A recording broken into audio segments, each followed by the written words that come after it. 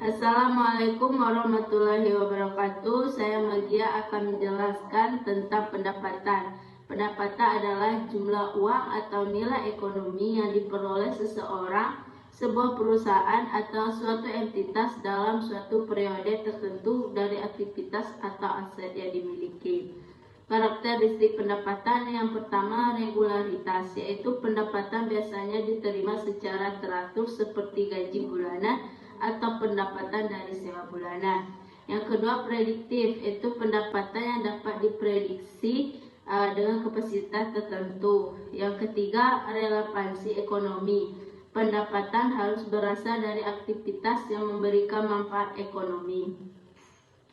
Yang terakhir itu pengukuran dalam mata uang. Pendapatan diukur dalam satuan mata uang yang berlaku seperti dolar. Terkait dengan kinerja, pendapatan seringkali merupakan hasil dari kinerja atau aktivitas yang dilakukan oleh individu atau entitas yang bersangkutan. Pendapatan terbagi menjadi dua jenis, yaitu pendapatan operasional dan pendapatan non-operasional.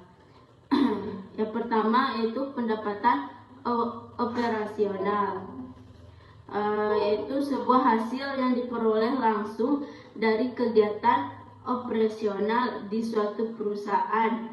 Pendapatan operasional ini dibagi lagi menjadi dua klasifikasi, antara lain yaitu pendapatan kotor, yakni pendapatan yang berasal dari nilai asli dan faktor penjualan sebelum dikurangi dengan faktor retro barang dan potongan penjualan. Yang kedua, pendapatan bersih, yakni pendapatan yang berasal dari hasil penjualan suatu barang atau jasa setelah dikurangi oleh faktor retro dan potongan penjualan.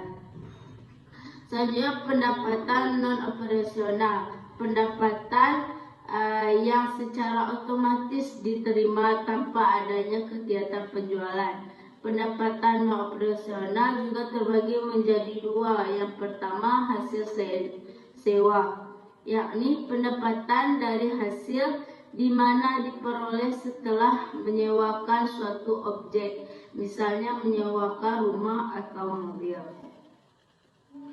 Yang selanjutnya, bunga, yakni pendapatan dari hasil yang diperoleh setelah meminjam uang kepada pihak lain.